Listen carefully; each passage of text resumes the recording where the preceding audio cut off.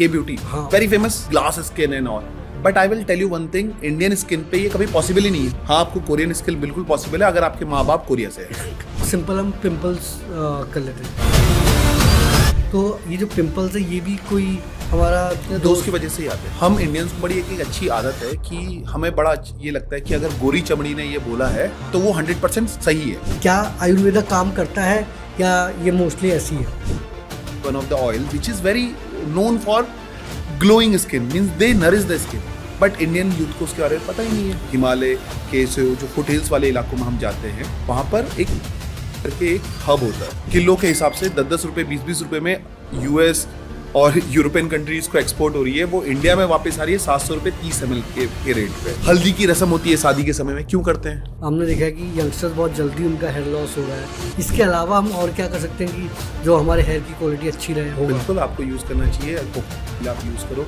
But अगर आपको कोई ये बोल रहा है कि ये एक मैजिकल ऑयल है, इसको लगाओगे तो तुम्हारे बाल उग जाएंगे, ऐसा नहीं है। इंडी वाइल्ड करके एक ब्रांड है, उन्होंने चंपी को काफ़ी पॉपुलराइज किया, बड़ा ब्रांड बन गया।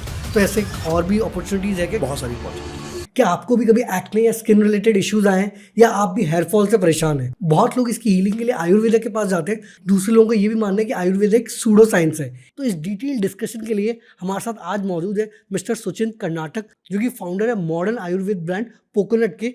काफ़ी इंसाइटफुल कॉन्वर्सेशन होने वाली है, तो वेलकम करता है सुचिंत को फाउंडर ज्ञान पे।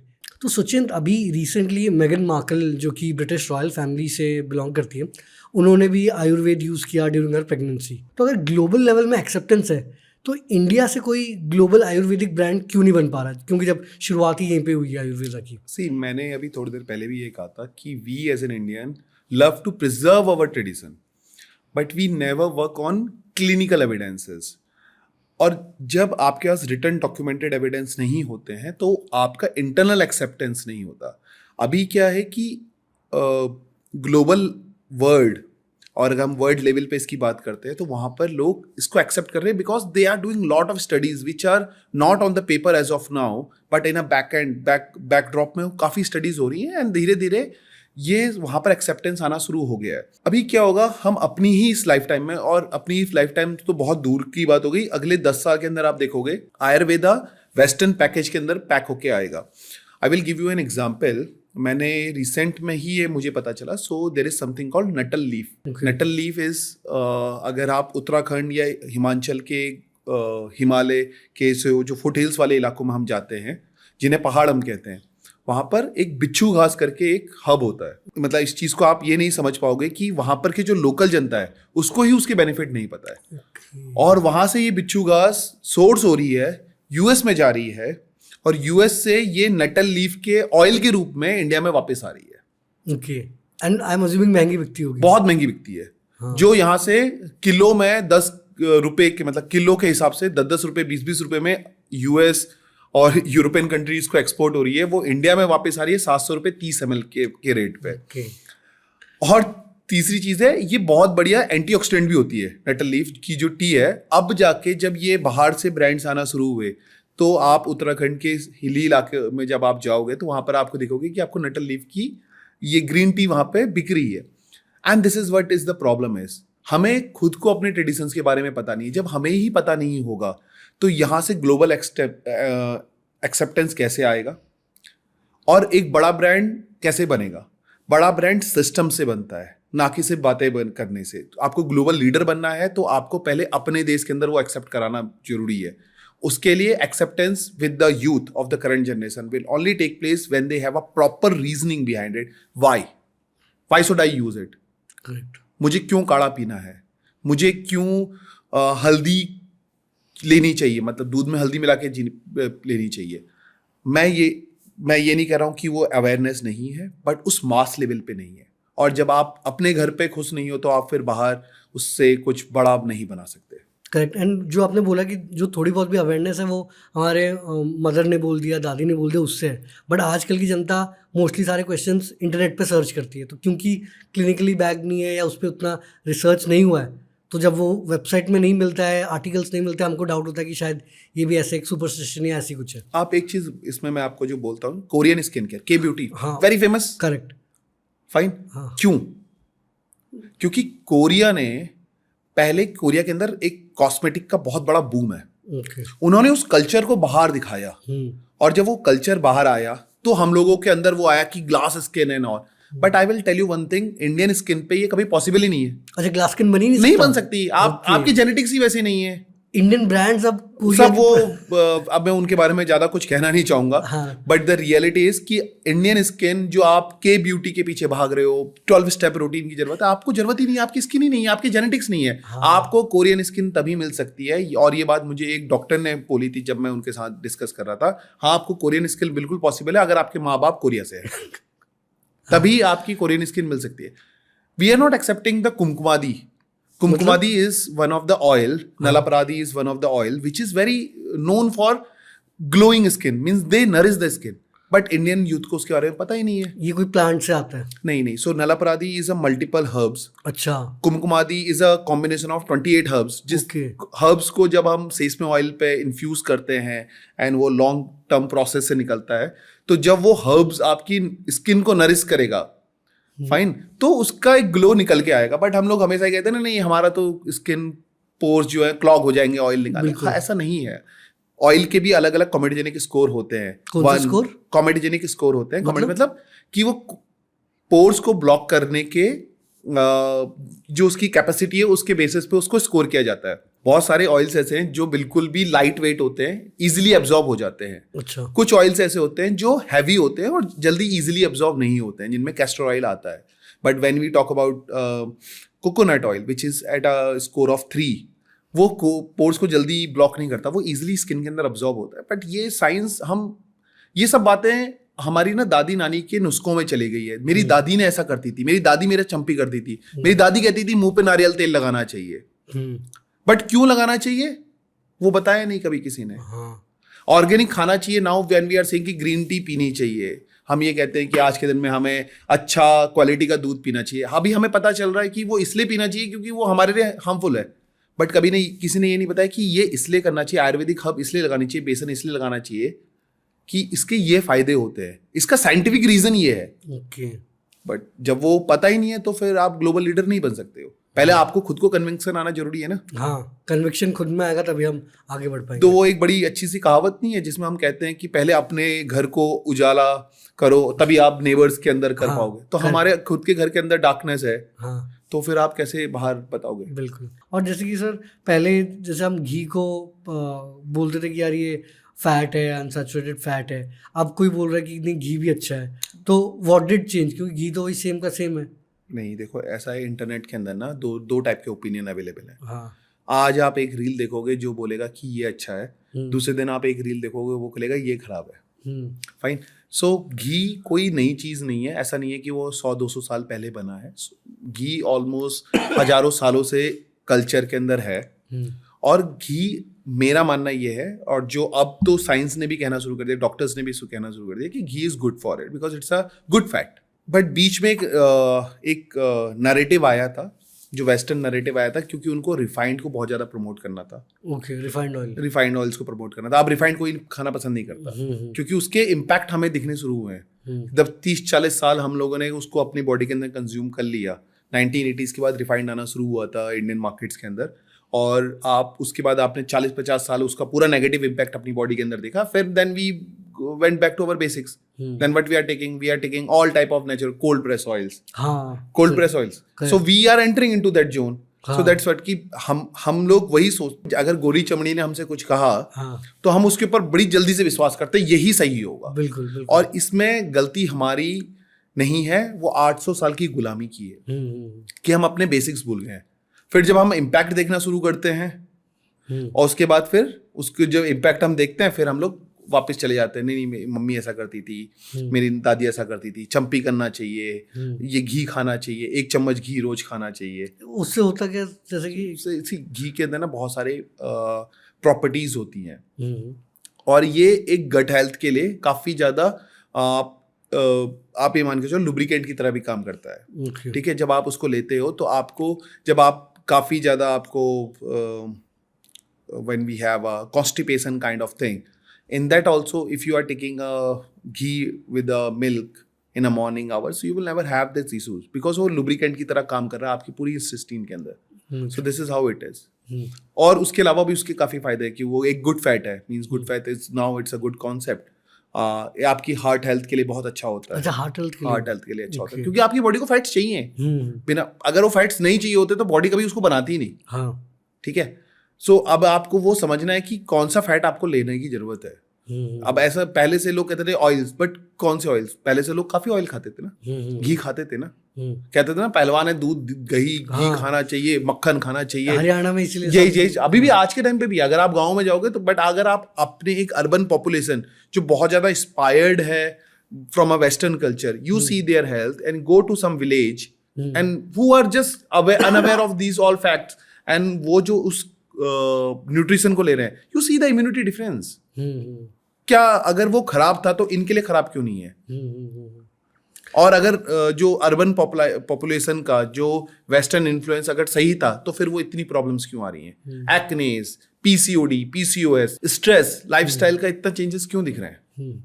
बट मैंने ये भी सुना है कि काफ़ी लोगों का ये कहना है कि जो इंडियन फूड है जो काफ़ी ऑयली, काफ़ी स्पाइसी काफ़ी होता है, जो कि नॉर्मली इतना अच्छा नहीं होता, प्लस कार्बोहाइड्रेट रिच ज़्यादा होता है, जबकि आइडियली ज़्यादा प्रोटीन एंड ज़्यादा वो सैलड्स एंड वो सारी चीज़ें होनी चाहिए। सी देखो, ऐसा है कि ये फूड अचानक से खराब हो गया, हजारों साल से यही खा रहे हैं ना। हाँ, स्पाइसेस खा रहे हैं ना। करेक्ट। हमें ये समझना जरूरी है। आपने देखा है कभी अगर आप गर्म जगह के लोगों से आप मिलोगे, ठीक है, they will eat lot of spice. Correct. हाँ, क्यों? क्योंकि जब आप लाल मिर्ची एंड ऑल ये जो इधर होता है, अगर आप इवन साउथ इंडियन स्टेट में बल्लारी या आंध्रा के ओर से निकलना शुरू करते हो तो आपको इधर पे they will eat lot of spice. Spice means मिर्ची। हाँ, क्योंकि मिर्ची आपकी बॉडी के अंदर से काफ़ी कूल करने का काम करती है। मतलब आपको जब पसीना छूटते हैं उसको खाने से तो आपकी बाहर गर्मी है and the sweat helps you cool down while you go to the Jammu and other side where there is a hell lot of ठंडा, आजकल जैसे है, वहाँ पर वो मसाले खाते हैं, काली मिर्च, लौंग, वो आपकी बॉडी को गर्म करते हैं। हम वो कॉन्सेप्ट को समझते नहीं है और हम कहते हैं स्पाइसी। अरे भाई, हर एक के लिए हर तरीके का स्पाइस नहीं यूज होता। अब आप बैठ के मध्य प्रदेश में खूब सारा काली मिर्च और लौंग खा लो गर्मियों में, तो फिर आपको उसके नेगेटिव इम्पैक्ट दिखने भी शुरू हो जाएंगे। ठीक है ना। जनरली अगर आप देखोगे कि जो स्पाइस मेजरली लौंग और काली मिर्च वाला ज़्यादा खाना खाया जाता है, ये वो जाड़ों में खाया जाता है, मतलब विंटर्स में नॉर्थ इंडिया में खाया जाता है, और साउथ में उतना नहीं खाया जाता क्योंकि साउथ का टेम्परेचर हमेशा लिटरली वार्म रहता है। आप उसके ऊपर भी अगर वो खाओगे, बट ये जो है अभी वो हैबिट की तरह हम देखते हैं कि ये हैबिट है, बट उसके पीछे की साइंस क्या है वो किसी ने नहीं बताई ना। हाँ, नहीं, वो पता नहीं है, वो है। हाँ, और हम दिल्ली में रह के, बैंगलोर में रह के हम कंपेयर कर रहे हैं। हाँ, कि इंडियन फूड स्पाइसी। अरे आप क्या लोकल रीजनल एरिया में गए? हर रीजन का अपना फूड है। हाँ, करेक्ट। जब कोई वेस्टर्न ब्रांड आयुर्वेदा को स्वयं प्रमोट करेगा तभी हम मानेंगे। बट क्या कोई जो जैसे इंडियन बड़े ब्रांड्स हैं, मान लो डाबर हो गया या पतंजलि हो गया, वो भी इस पे फोकस करते हैं, वो क्यों नहीं इतना बड़ा बन पा रहे हैं? जैसे देखो, एक चीज था जो मैंने 800 साल की बात कही, क्योंकि हमेशा वेस्टर्न वर्ल्ड ने हम लोग इंडियंस को एक थर्ड वर्ल्ड कंट्री की तरह देखा एक समय तक। इन ब्रांड्स को क्रेडिट देना पड़ेगा कि जो अवेयरनेस, या जो आज के दिन पे हम ये कहते हैं कि आज भी लोग आयुर्वेदा को मानते हैं, वो इन ब्रांड्स की देन है। अगर ये नहीं होते तो आज के टाइम पे हम पूरा का पूरा आयुर्वेदा से बाहर निकल चुके होते, नीलबट्टा सन्नाटा हो चुका होता।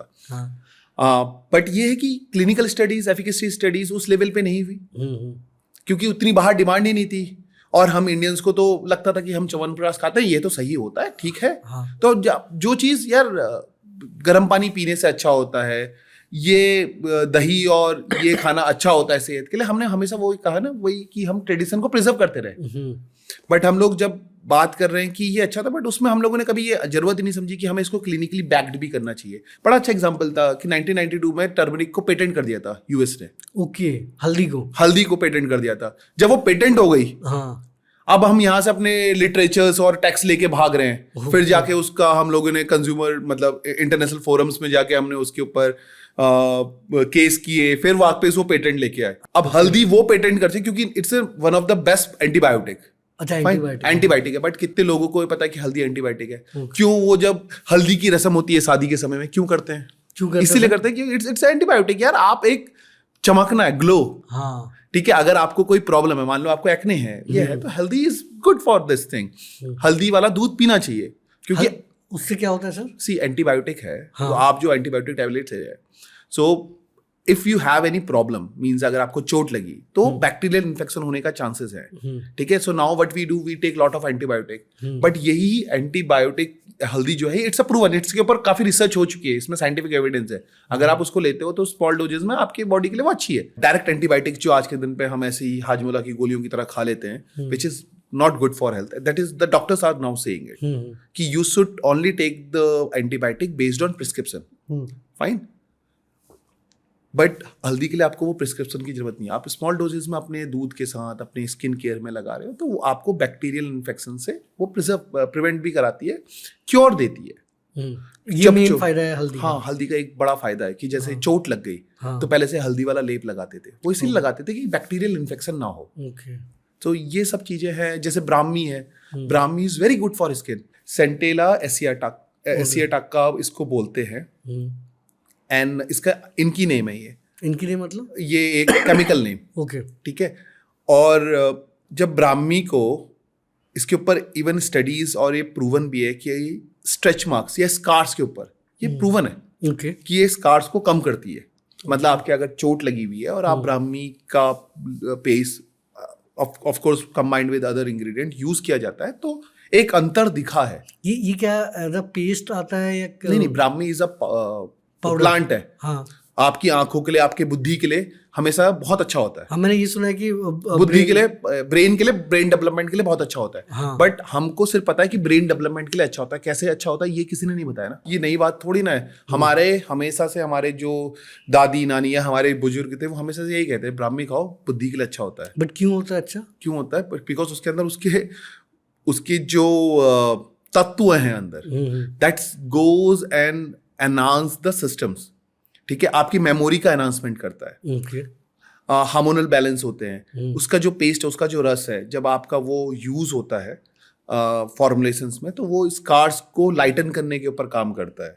सिमिलरली मुलेठी, हम लोग हमेशा मुलेठी को इसलिए जानते हैं कि अगर गला खराब है तो गले के लिए ऑफ कोर्स उसके ऊपर भी वो काम करती है, उसके लिए बहुत बड़ा फायदा है. बट वो स्कार्स को रिड्यूस करने में भी काम करती है क्योंकि उसके अंदर फ्लेवोनॉइड्स होते हैं. ये flavonoids help in reducing scars. मतलब ये मेलानिन को रिड्यूस करते हैं. आपका मेलानिन, आपका जो काले धब्बे आ जाते हैं चेहरे के ऊपर, ये स्किन के ऊपर जो काले, तो ये उसको रिड्यूस करने के लिए काम करते हैं. फाइन. यही काम एक केमिकल बेस्ड इंग्रेडिएंट भी कर सकता है, वही काम आपके आयुर्वेदिक इंग्रेडिएंट्स भी करते हैं. बट हमें ये समझना जरूरी है कि आयुर्वेदा कोई मैजिक पिल नहीं है. Ayurveda need patience. और जब आप पेशेंस के साथ उसको यूज करते हो, जैसे अगर आप आयुर्वेदा नेवर सेज कि इसको क्योर अभी इमीडिएट ऐसे हो जाएगा. Ayurveda always says prevention. It always talk about holistic wellbeing. है ना. आप उसको उस तरीके से देखो रादर देन उसको एक मिथ साइंस के, सूडो साइंस की जगह देखो. ठीक है यार, आप ट्राई करके तो देखो. आप प्रिवेंशन के लिए ट्राई करके देखो. आप हल्दी वाला दूध पी के तो देखो, आपको खुद फायदे दिखने शुरू हो जाएंगे over a period of time. But ये नहीं कि आज पिया तो मैं कल को बॉडी बिल्डर बन जाऊंगा, तो ऐसा तो नहीं होने वाला. ठीक है. अगर आपको आपके ऑलरेडी बॉडी के अंदर हैवीली इन्फेक्शन, बैक्टीरियल इन्फेक्शन हो गया तो आपको डॉक्टर के पास जाना चाहिए. ठीक है. अगर आप चाहते हो कि वो ना हो, आपकी इम्यूनिटी बूस्ट हो, ठीक है, अगर आपकी इम्यूनिटी बूस्ट करवानी है तो आपको ये लेना चाहिए स्मॉल डोजेस में. जो प्रिस्क्राइब डोजेस है उसके साथ आपको लेना चाहिए. तो आयुर्वेदा मोस्टली प्रिवेंशन पे वर्क करता है, जबकि नॉर्मल जो एलोपैथी है वो अगर खराब हो गया तो उसको ठीक करने में काम करता है. प्रिवेंशन के साथ साथ क्योर पे भी काम करता है. अच्छा. बट इमीडिएट क्योर अगर आपको चाहिए कि ये ऐसे हैरी पॉटर की छड़ी घुमाई और ऐसे करके हमारा आबरा गड़ावरा तो हो जाएगा, वो नहीं होता है. Prevention, Ayurveda always talk about holistic wellbeing. It does not talks about ऐसे मैं कर दूंगा, ये मैं कर दूंगा. You need time. They always said कि जो एक कहावत है ना, prevention is always better than cure, बिल्कुल, वो बहुत अच्छे से फिट होती है इसके ऊपर. आपने ये बहुत बार बोला कि ये सब हमारे टेक्स्ट में लिखा हुआ है. ये कौन से टेक्स्ट में लिखा हुआ है? बहुत सारे टेक्स्ट हैं. नहीं, मतलब आजकल सही कौन सा है, गलत कौन सा? देखो, चरक संहिता जो है, which is known Ayurvedic text. अच्छा. ठीक है. बट उसको किसी ने डिकोड ही नहीं किया है. अब लोग क्या कर रहे हैं, थोड़ा थोड़ा एक एक चैप्टर निकाल रहे हैं. हमारे इंडियंस के साथ ना सबसे बड़ी प्रॉब्लम ये है, हम लोग कब घूम के आते हैं कि जब वेस्ट में प्रूव हो जाता है तब हम कहना शुरू करते हैं कि ये तो हमारे टेक्स्ट में है. फिर हम अपने टेक्स्ट में उनको ढूंढते हैं. हम पहले ही जाके क्यों नहीं कहते हैं कि यार ये तो हमारे पास है. करेक्ट. अब इसको बिलीव करो, चलो इसमें साइंटिफिक स्टडीज करते हैं। जब वो करके हमको भेज देंगे वो स्टडीज, तब हम कहेंगे नहीं देखो हमारे टेक्स्ट में तो ये लिखा हुआ था। आजकल हमने देखा है कि यंगस्टर्स बहुत जल्दी उनका हेयर लॉस हो रहा है, गंजे भी जल्दी हो रहे हैं। तो एक तो ऑफ कोर्स स्ट्रेस ज़्यादा है, और आपने बोला लाइफस्टाइल सही नहीं है, टाइम से सो नहीं रहे, खाना बाहर का खा रहे हैं, वो सब है। तो वो सब तो ऑफ कोर्स हमको सबसे इम्पोर्टेंट वही ठीक करेंगे। इसके अलावा हम और क्या कर सकते हैं कि जो हमारे हेयर की क्वालिटी अच्छी रहे और इतना डिट्यूरेट ना करे? सी आपको कोई भी हार्श केमिकल के शैम्पू यूज नहीं करने हैं, सल्फेट्स एंड ऑल, जिन पे सल्फेट्स होता है उनको यूज नहीं करना है। बिकॉज क्या होता है कि आपका इंटरनल लाइन अच्छी थी बट आपने चूने वाले पानी से नहा लिया, तो वो तो आपको बाल जो हार्ड वाटर होता है कैल्शियम जिसमें ज्यादा है, ठीक है, या फिर आपने कुछ हार्श केमिकल के प्रोडक्ट यूज कर लिए, शैम्पूज में बहुत ज्यादा होता है, बहुत ज्यादा, इसीलिए नो सल्फेट्स नो पैराबेन वाले कॉन्सेप्ट आया। ऑयल्स के अंदर LLP लाइट लिक्विड पैराफिन करके एक यूज किया जाता है, ऑयल होता है, ठीक है, इट्स अ पेट्रोलियम डेरिवेटिव, बहुत इजीली यूज, क्योंकि बहुत सस्ता होता है और इंडियन कंज्यूमर डिमांड करता है कि यार उसको सस्ती चीज चाहिए। बिल्कुल। तो जब सस्ती चीज के चक्कर में आप डालते हो तो कंपनियां क्या करती हैं, इस LLP को यूज करके, LLP is not good for hair, ठीक है, LLP is not at all good for anything, even in your skin and anything. But आप अगर ये चीज यूज करते हो, अगर आपका सब कुछ अच्छा है और फिर भी आप ये यूज कर रहे हो, तो ये एक इम्पैक्ट आपके मतलब स्कैल्प हेल्थ के ऊपर ये एक इम्पैक्ट दे सकता है। हाँ, नहीं ये तो हमें यूज नहीं करना चाहिए। और हम कुछ ऐसे आयुर्वेदिक इंग्रेडिएंट्स है ये कर सकते हैं, इससे इम्प्रूव होगा। बिल्कुल आपको यूज करना चाहिए। कोकोनट ऑयल आप यूज करो, हर्ब्स यूज करो, आप ब्राह्मी उसमें करो, आप हिबिस्कस यूज करो, आप भृंगराज यूज करो। ये जो सब जैसे हिबिस्कस और ये सब, इन सब के क्या ऑयल आते हैं, क्या आता है? नहीं, हिबिस्कस ये पाउडर्स में मिलते हैं। और वो पाउडर का क्या? पाउडर आप अपने आप इसको अपने घर पे ही बना सकते हो। हाँ। आप ऑयल लो, जो भी ऑयल आपको सूट करता है आपकी स्कैल्प को। बहुत सारे लोगों को कोकोनट ऑयल सूट नहीं करता, बट लोगों को मस्टर्ड ऑयल सूट करता है। हाँ। कुछ लोगों को आलमंड ऑयल सूट करता है, आपको ऑलिव ऑयल सूट करता है। यार आपको 2-3 ऑयल का मिक्सचर बना के भी रखना है, तो आप based on that one then आप अपने घर में, अगर आपका जो हिबिस्कस का पेड़ है तो वहां से तोड़ लो, उसको सुखा लो धूप में, फिर उसके बाद डाल लो। भृंगराज मिलता है मार्केट में, जटामंसी ये भी एक आयुर्वेदिक हर्ब है, ये सब मिलते हैं, अमेज़न पे भी मिलते हैं, ये मिलते हैं पाउडर फॉर्म में, ये मिलते हैं। हाँ। आप उसका छोटी छोटी फॉर्म्स में उसको यूज डालो और यूज करो। नहीं तो बहुत अच्छे आयुर्वेदिक ब्रांड्स भी हैं, I will not tell the names, that is not correct on my part, but आप उसके ऊपर रिसर्च करो। सबसे पहले इंग्रेडिएंट लेबल्स पढ़ना सीखो, कौन सा इंग्रेडिएंट खराब है, कौन सा सही है। जब मैं पहले ये कह रहा था ना कि हम इंडियंस ना बातों पे विश्वास करते हैं बट खुद रिसर्च नहीं करते हैं। करेक्ट। वो कन्विक्शन तब आता है जब आप खुद रिसर्च करते हो। तो अगर आप इस तरीके से यूज करते हो, जैसे आपका करी पत्ता बहुत अच्छा, आज से नहीं हमेशा से यूज किया जाता है, जो खाने में हम डालते हैं, खाने में आप डालते हो। आप करी पत्ते को कोकोनट ऑयल पे उबाल के अगर आपने एक बार यूज करना सीखे तो करी पत्ता भी इज वेरी गुड फॉर है। हीना, मेहंदी, हाँ। अब मैं वो वाली मेहंदी नहीं कह रहा हूँ जिसपे कलर लगा के लोग बालों में कर रहे हैं। मतलब हीना के जो पेड़ आता है, जो पत्तियां आती है, हाँ। उसका अगर वो प्योर है, मतलब उसमें भी बहुत सारा एडल्ट्रेशन होता है, कलर मिक्स कर दिया जाता है। ओके। अगर हीना का पेड़ आपको कहीं मिल रहा है, आप उसकी पत्तियां तोड़ लो, उसको आप ड्राई करो, सुखाओ, उसको आप ऑयल में यूज करो। अच्छा। या फिर उसको पीस के अपने, it work like a magical, correct, it's a conditioner. So ये स्कैल्प हेल्थ के ऊपर काम करता है, बट ये स्कैल्प हेल्थ के ऊपर तभी काम करेगा जब अंडरलाइन इश्यूज सॉर्टेड आउट होंगे, जो आपने बोला लाइफस्टाइल इश्यूज। बट अगर आपको कोई ये बोल रहा है कि ये एक मैजिकल ऑयल है, इसको लगाओगे तो तुम्हारे बाल उग जाएंगे, ऐसा नहीं होने तो ये जो आदिवासी ऑयल था कि हाँ भाई इतने लंबे बाल हो जाएंगे और गंजे हो गए, तब भी ये आदिवासी ऑयल, मैं उस पर कमेंट नहीं करूंगा, बट जनरली अगर आपके फॉलिकल्स नहीं है, हाँ, ये जो डिफरेंट ब्रांड्स हैं, आपके बाल अच्छे हैं, स्कैल्प हेल्थ अच्छी है, आप उसको और नरिश करोगे, हाँ, तो अच्छा उसका रिजल्ट मिलेगा, ग्रोथ अच्छी होगी। हाँ, बट अगर आपके बाल हैं ही नहीं, हाँ, और आप मतलब खत्म हो चुका है, बंजर जमीन के ऊपर आप पानी देने की कोशिश कर रहे हो, तो कुछ नहीं होने वाला, लेट हो गया तो कुछ हो गया। क्योंकि इसका सिंपल कॉन्सेप्ट ये है कि आप मान लो अगर थोड़ी सी भी जड़ बची है किसी पेड़ की, आपने उसको काट दिया है, फिर भी आप उसको ट्रीट करके over a period of time कोई वो पेड़ वहां से उसमें फिर से एक पूरा पेड़ बन सकता है। अगर जड़ी आपने उखाड़ दी है, जड़ी नहीं है, तो फिर वहां से कैसे पेड़ उगेगा? ये हमें समझना जरूरी है ना। वही जो आपने बोला कि ये जो ब्रांड्स हैं जैसे आदिवासी ऑयल, ये सब ये हमारी इनसिक्योरिटी में खेलते हैं। एंड क्योंकि हम उतना रिसर्च करते नहीं है, तो हमने ऐड देखा, हमने देखा कि हाँ यार इतने बड़े बड़े लंबे लंबे बाल हैं तो हो जाएंगे, हम लेबल नहीं पढ़ते। हाँ हाँ हाँ। तो बहुत अच्छा जो एक नारा है, लेबल पड़ेगा इंडिया तभी बढ़ेगा इंडिया, हाँ, तो मैं तो बहुत बिलीव करता हूँ। हाँ हाँ, और वो करना चाहिए। हम अपने कस्टमर्स को जो हमारा है, हम कहते हैं कि भाई इसको पढ़ो, आपको किसी इंग्रेडिएंट के ऊपर डाउट है तो हमसे पूछो। बट सर ये भी हम देखते थे, बीच बीच में आते हैं एनेक्डोट्स आते हैं, न्यूज़पेपर में आर्टिकल आते हैं। पिछले साल या कुछ साल पहले ये आया था कि नवजोत सिंह सिद्धू ने बोला था कि उनकी वाइफ का कैंसर काफ़ी हद तक ठीक हो गया था because of this Ayurveda and ये नेचुरल थिंग। तो ये क्या एक्चुअल में पॉसिबल है? क्योंकि साइंस तो बोलता है कि ये टोटली इम्पॉसिबल चीज़ है। तो सर अगर हम सिंपल वर्ड्स में समझाएं कि आयुर्वेदा है क्या और इसके क्या डिफरेंट पार्ट्स होते हैं। सीधो आयुर्वेदा जो है, मेजरली जो आयुर्वेदा को डिस्क्राइब किया जाता है वो है वता पिता कफा। मतलब वत माने मूवमेंट मूवमेंट। ओके। सो एयर मूवमेंट जो आपकी बॉडी के अंदर हो रहा है तो वो वता के अंदर आता है। पिता मीन्स अग्नि, फायर। जठराग्नि कहते हैं, पेट के अंदर एसिड होता है। ओके। ठीक है, वो जठराग्नि जो खाना पचाने का, अगर मैं बहुत सिंपल लेमैन टर्म्स में बता रहा हूँ, मैं बहुत डिटेल में नहीं जाऊंगा। Jatharagni means fire, and then we have talked about vata, we have talked about pitta, then we have talked about kapha. That's a structure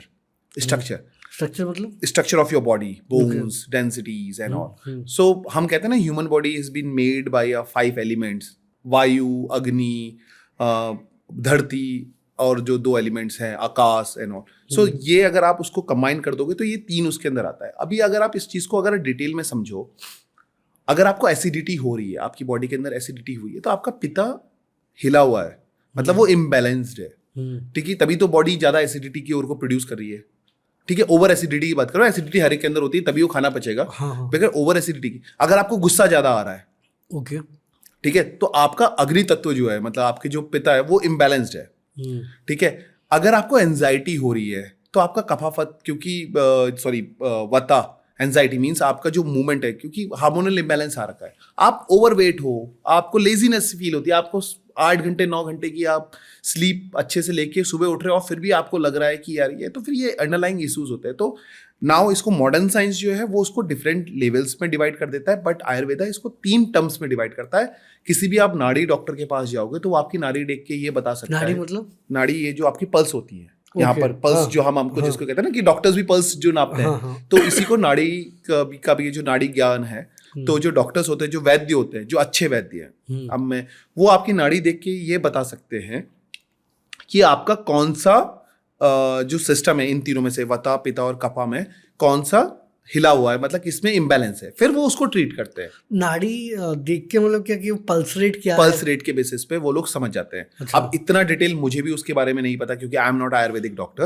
अब वो कैसे उसको आइडेंटिफाई करते हैं वो मुझे इतना डिटेल में मुझे नहीं पता है, बट जो है कि वो नाड़ी देख के ये डिटेल को समझ जाते हैं कि कौन सा जो ये दोषा है, जो वता, पिता और कफा में, ये कौन सा दोष आपके अंदर ज्यादा बढ़ गया है या कौन सा कम है।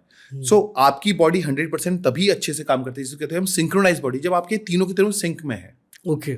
अगर कोई भी एक आउट है, मतलब एक दोसा बड़ा हुआ है या कम है, उसके वजह से भी आपको बहुत सारे प्रॉब्लम्स अपनी लाइफ में, एंजाइटी हो गया, स्ट्रेस हो गया, एसिडिटी हो गया, ओवरवेट हो गया, लेजीनेस हो गया, ये इनकी वजह से आता है एज पर आयुर्वेद। जैसे कि फॉर एग्जांपल सिंपल हम पिंपल्स कर लेते हैं, तो ये जो पिंपल्स है ये भी कोई हमारा दोष की वजह से ही आते हैं। तो पिंपल्स आना मतलब पित्त, मतलब आपके बॉडी के अंदर कहीं ना कहीं आपका पित्त दोष बिगड़ा हुआ है तभी, क्योंकि देखो स्किन जो है ना सबसे आखिरी में दिखाती है, that's a last layer of impact which is you are see, वो बाहर से दिख रहा है, सिम्टम दिख रहे हैं आपको, बट इससे पहले अंदर बहुत कुछ हो चुका होता है। तो क्या होता है, अगर आपका गट हार्मोनल इम्बैलेंस है, मतलब आपने खाना खाया है, लेट्स से कि I am not talking about the hormonal pimples और जो मेन्यूपॉज या उसके पीरियड्स के दौरान आते हैं, या पीसीओडी पीसीओएस की वजह से आते हैं, that's also a hormonal imbalance. अब क्या होता है कि जब when you are eating, let's take a very simple example of कि जब आप बहुत ज्यादा ऑयली फूड खा रहे हो, ठीक है, या बहुत ज़्यादा आपका लाइफस्टाइल उतना सही नहीं है, you have a hell lot of outside food and all, अब जब आप इसको लेते हो तो आपकी सबसे बड़े गट इम्बैलेंस हो जाती है। गट इम्बैलेंस होने की वजह से क्या होता है, हार्मोनल इम्बैलेंस होते हैं। हार्मोनल इम्बैलेंस होगा तो लीवर पे इम्पैक्ट आएगा, बिकॉज खाना तो लीवर पचा रहा है, वो जो बाइल जूस जो पास ऑन कर रहा है, जब वो ये सब कुछ अंदर हो रहा है, उसके बाद लास्ट इम्पैक्ट आप अपनी स्किन पे देख रहे हो कि पानी सर के ऊपर, तो वो स्किन पे दिखना शुरू हो गया। बट एक्चुअल में ऐसा नहीं था कि वो एक दिन आज आपने खाया और कल को टक करके मुंह पे पिंपल आ गया, ऐसा नहीं होता है। इट ऑलवेज हैपेंस ग्रेजुअली, और स्किन के अंदर फिर वो बाद में धीरे से, तो कहा जाता है कि आयुर्वेद में ये भी कहा जाता है कि अगर आपके नाक के एरिया में पिंपल है तो you have certain problem during near to your cardiovascular thing.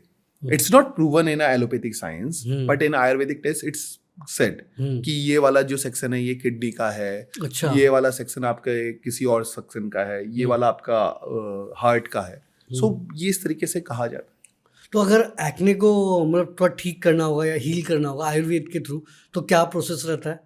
Process तो देखो किसी भी एक्ने को ट्रीट करने के पहले समझना जरूरी है कि वो हुआ क्यों है.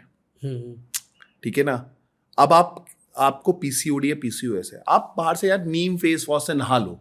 अच्छा। मुंह भी मत धो, मैं कह रहा हूँ नहा लो. उसके ऊपर पूरा उसके जो ड्रम है उसमें बैठ जाओ, वो नहीं जाएंगे. अच्छा, ठीक है. क्योंकि भाई वो hormonal imbalance problem is underline है, वो अंदर से प्रॉब्लम है. हाँ. ठीक है. आपको हार्मोन बैलेंस करने की जरूरत है. आपका लाइफस्टाइल अच्छा नहीं है, आपके चेहरे पे आपका बहुत ज्यादा ऑयली फूड खाया आपने, ये खाया और आपको वो पिंपल्स आपके चेहरे पे दिखना शुरू हो गए. आप कुछ भी लगा लो उसके ऊपर. ठीक है. आज वो चले जाएंगे, अगले 5 दिन में फिर से वो वापस आ जाएंगे, क्योंकि आप अंडरलाइन कॉज को सही नहीं कर रहे हो. आप सिम्टम्स को सॉल्व नहीं कर रहे हो, आप ऊपर लगा रहे हो. मतलब आपको दर्द पेट में है, दवाई आप अपने कंधे की खा रहे हो तो ठीक नहीं होगा. पेन किलर खा के हर चीज मतलब बुखारी या फिर जो पेन किलर अगर आपने खा लो और आपको चोट लगी हुई है गहरी, तो जैसे ही पेन किलर का इम्पैक्ट खत्म होगा फिर से आपको दर्द का एहसास होगा. That's holds good for this situation as well.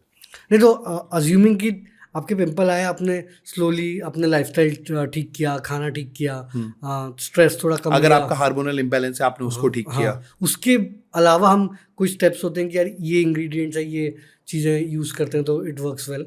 Ayurveda never talks about कि ये इंग्रेडिएंट लगाओगे तो इससे ये होता है, क्योंकि हर इंग्रेडिएंट के 10 अलग अलग बॉडी के ऊपर इम्पैक्ट होते हैं. जैसे मैंने मुलेटी के ऊपर बोला था, वो गले की खराश के लिए भी यूज होती है, वो स्किन लाइटनिंग के लिए भी यूज की जाती है. ब्राह्मी बुद्धि के लिए भी, मेमोरी के लिए भी यूज किया जाता है. ब्राह्मी स्कार्स के लिए भी यूज किया जाता है. सो ऐसा कोई होलिस्टिक वो नहीं है. इट्स ऑलवेज सेड कि you take care of your body from inside and automatically outside it will start working. फिर आप कोई भी इंग्रेडिएंट लगाओ जो आपके नॉर्मल सिंपल है, आप बेसन लगाओ, हल्दी लगाओ, क्ले लगाओ. हाँ, जैसे आपने हल्दी बताया था, इट्स गुड फॉर हल्दी लगाओ तो उससे भी वो ठीक होगा. बट आप सिर्फ हल्दी लगा रहे हो और अंदर ठीक नहीं करो तो फिर वो कुछ नहीं होगा. कुछ मेरे फ्रेंड्स हैं जो आयुर्वेदा में काफ़ी बिलीव करते हैं, बट कुछ मैंने देखा कि वो बिल्कुल ही इसके अगेंस्ट हैं. उनका मानना है कि यार ये तो बिल्कुल सूडो साइंस है, लिटरली एक स्कैम टाइप का है. तो एक्चुअल में दोनों डिफरेंस क्या है, एंड क्या आयुर्वेदा काम करता है या ये मोस्टली ऐसी है?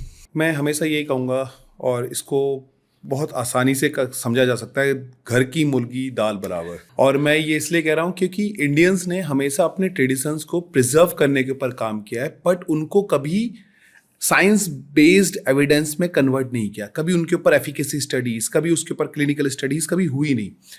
अब क्या है कि आज के टाइम पे जो हमारी जनरेशन है या हमारे बाद की जनरेशन है, उन्होंने उसको दादी नानी के नुस्खे में मान लिया है कि यार ये तो एक ऐसी चीज़ है, ये तो दादी करती थी, मेरी नानी करती थी, मुंह में मलाई लगाने से थोड़ा कुछ होता है. बट रियलिटी ये है कि करना क्यों है ये किसी ने को बताया ही नहीं. कि ये अगर आपको एक्ने हो रहे हैं, अगर आप नीम सोप यूज़ करते हैं या नीम के पाउडर से स्नान करते हैं या नीम की पत्तियां पानी में भिगा के करते हैं, तो वो कैसे ट्रीट करेगा.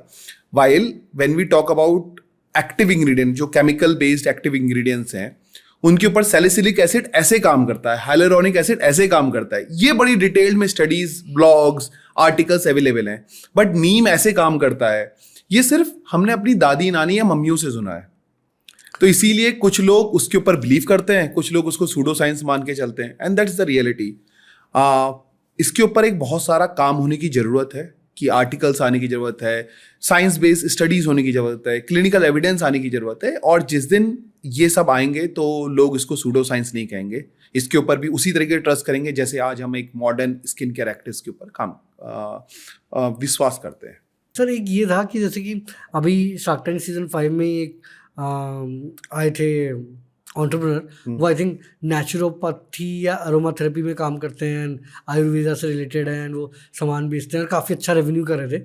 बट शार्क से कहना था कि ये बिल्कुल इलीगल है, बॉर्डर लाइन फ्रॉड है, एंड आप सही नहीं कर रहे हो, लीगली फंस जाओगे.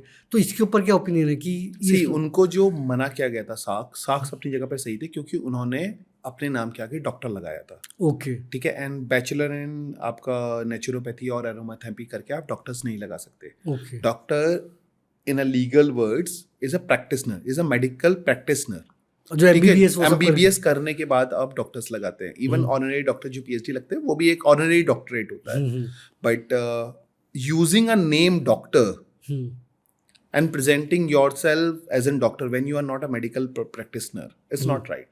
अच्छा, बस यही कंसर्न था कि उन्होंने डॉक्टर लगाया, तो बाकी फिर वो जो इनसिक्योरिटीज के ऊपर वो खेल रहे थे कि हर बीमारी को हम ट्रीट कर सकते हैं, वो है. Yes, that's a reason the sacks has said कि ये सही नहीं है. हाँ, तो सर ये अभी अब बहुत लोगों को देख के इस पॉडकास्ट में आयुर्वेद में इंटरेस्ट भी आया होगा. तो Ayurveda as a career option कैसा है, उसमें क्या क्या मतलब जॉब्स या ग्रोथ क्या है आपके हिसाब से? जैसे जैसे ग्लोबल डिमांड बढ़ रही है तो इंडिया के बाहर भी इसमें काफ़ी ऑप्शंस हैं. लोग अभी आयुर्वेदिक कॉस्मेटोलॉजिस्ट के ऊपर भी काफ़ी काम हो रहा है, आयुर्वेदिक स्किन के ऊपर भी काफ़ी काम हो रहा है. तो ये सब कौन करेगा जब एक नया एक्सपर्ट टेक्नीशियन या एक्सपर्ट जब इन सेक्टर्स से निकल के आएगा कि वो इंग्रेडिएंट्स के ऊपर काम करना. और फिर बहुत सारे क्लिनिकल ट्रायल्स हैं. इवन आयुष मिनिस्ट्री भी काफ़ी काम कर रही है इसके ऊपर ग्लोबल लेके जाने के लिए इसको. अभी कुछ समय पहले एक गाइडलाइन आई थी कि AYUSH approved product they now we can sell it internationally. तो वो अभी ग्लोबल एक्सेप्टेंस आ रहा है उसके ऊपर, क्यों वो जो अप्रूव आयुष मिनिस्ट्री के जो अप्रूव्ड हो रहे हैं. और आपको एक चीज बताऊं, FDA से प्रोडक्ट बड़ी जल्दी अप्रूव हो जाते हैं, आयुष मिनिस्ट्री से नहीं होते. अच्छा, ऐसा है? Okay. They take 6 months to approve the formulation. They will sit on each. The panel of doctors will sit. अरे जो असली डॉक्टर है, हाँ असली डॉक्टर्स हैं, MBBS और जो आयुर्वेद के जो डॉक्टर्स होते हैं, इसमें एक पूरा पैनल बैठता है. अच्छा. And you have to submit your product formulation to them. They will go through each and everything. Now whether it is ये जो फॉर्मुलेशन हमने बनाया है, ये फॉर्मुलेशन एज पर लिटरेचर उनके लिटरेचर्स में अप्रूव्ड है या नहीं है, या इसका कोई नेगेटिव इम्पैक्ट है, क्या इसको आप आयुर्वेदिक कह भी सकते हो या नहीं, तो वो सारा का सारा चलता है. उसके बाद ही अप्रूवल आते हैं. सर ये तो आपने करियर ऑप्शन तो बहुत बढ़िया इन टर्म्स ऑफ कि अगर आयुर्वेदिक फील्ड में स्टार्टअप्स कोई बनाए, अभी काफ़ी सारे स्टार्टअप्स आ गए, बट इसमें स्कोप है क्या नहीं? क्योंकि अभी जैसे मैं देख रहा था इंडी वाइल्ड करके एक ब्रांड है, उन्होंने चंपी को काफ़ी पॉपुलराइज किया है और काफ़ी कूल बड़ा ब्रांड बन गया है. तो ऐसे और भी अपॉर्चुनिटीज़ है क्या? बहुत सारी अपॉर्चुनिटीज़ है हर सेक्टर में, हर जगह पे एक अपॉर्चुनिटी है. जैसे आप लाइफस्टाइल के अंदर जाओगे तो उसमें भी है, खाने के ऊपर बहुत बड़ी अपॉर्चुनिटी है. तो मतलब इसमें खुद R&D करना पड़ेगा या कैसे कर सकते हैं? से आपको R&D तो करनी ही पड़ेगी. मतलब आपको क्या प्रोडक्ट मार्केट में उतारना है, वो एक साइंस बैक होना चाहिए. आपको आज के टाइम पे कंज्यूमर अवेयर हो रहा है, आप कंज्यूमर को कुछ भी नहीं बेच सकते, आपको उनको बताना पड़ेगा. ऐसे बहुत लाइफस्टाइल के अंदर बहुत ज़्यादा अपॉर्चुनिटीज़ हैं. अभी बहुत सारा गट हेल्थ के ऊपर बहुत सारा काम नहीं हुआ है, साइंटिफिक एविडेंस नहीं आए हैं, उसके ऊपर काम होना जरूरी है. स्किन केयर के ऊपर हैवी अपॉर्चुनिटीज़ हैं. आपका थेरेपीज़ के ऊपर जो आपकी एरोमा थेरेपीज़ हैं या नेचुरोपैथी है, इसके ऊपर भी काफ़ी काम है. इसमें बहुत सारा अपॉर्चुनिटीज़ हैं जो अभी तक सिर्फ एनेक्डोटल चल रही है कि ऐसा करना चाहिए, से ज़्यादा साइंस बैक्ड जब ये हो जाएगा तो उसके अंदर अपॉर्चुनिटीज़ अपने आप खुलती जाएंगी, क्योंकि रिक्वायरमेंट डिमांड बहुत है. अभी लोग negative impact of western products देख रहे हैं अपनी बॉडी के ऊपर, तो उनको कुछ सोल्यूशन चाहिए. करेक्ट, ठीक है. बट एक प्रॉब्लम आयुर्वेदा के साथ ये है कि और इसमें गलती हम लोगों की है, हमने आयुर्वेदा को मॉडर्न रिक्वायरमेंट के हिसाब से नहीं डाला. मतलब मॉडर्न रिक्वायरमेंट मतलब आज के टाइम पे अगर मैं अभी कहूँ कि आज के टाइम पे आज से 50 साल पहले most of the people use to remain at home और they will work at a fields और they will one person in a family they will go to office and they will come back. But आज के time पे हर कोई काम करता है. अगर मैं आज के दिन में अभी आपसे कहूँ कि एक तेल सर पे डालो और ऑफिस जाओ, विल यू गो? नहीं.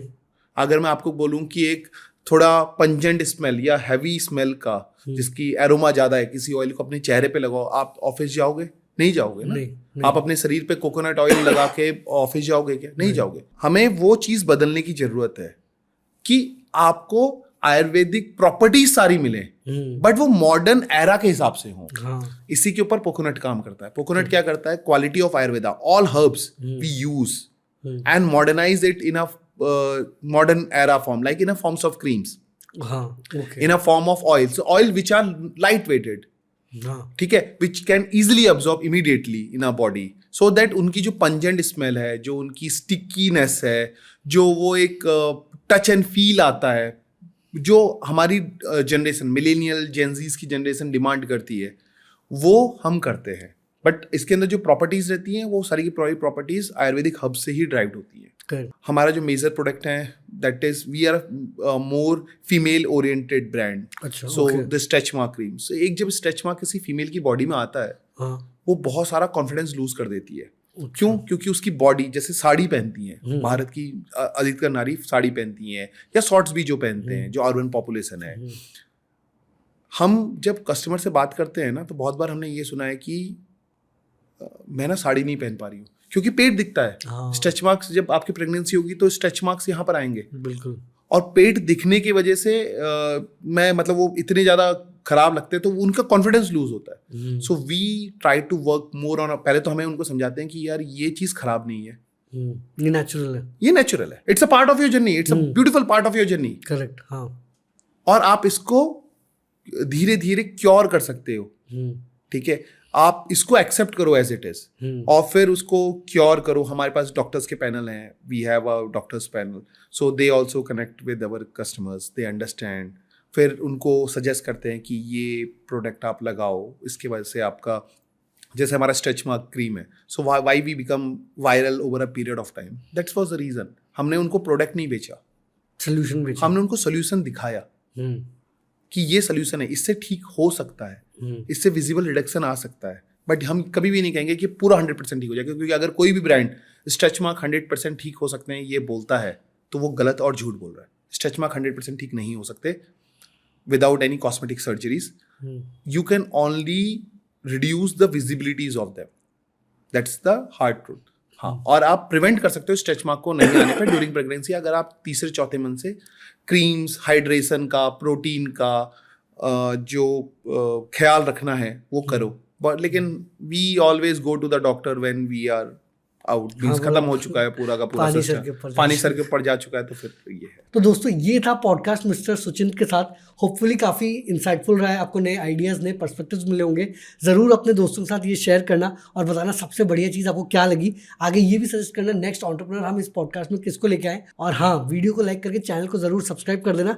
जल्दी मिलते एक और नए ज़बरदस्त एंटरप्रेन्योर के साथ। धन्यवाद। एंड होपफुली सुचिंत आप पोकोनट को ग्लोबल ब्रांड लेके इसको बिल्कुल नेक्स्ट लेवल पे स्केल करें, सो दैट आयुर्वेद भी वर्ल्ड ओवर पॉपुलर बने।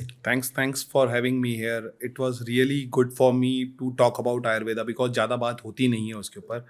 And I am really thankful and grateful for Founder Gyan podcast channel कि आप लोग लाए and हमने काफ़ी बात किया इसके ऊपर, and I am hopeful कि ऑडियंस को काफ़ी इसके ऊपर insights मिलेंगी। Thanks for having me. Thank you.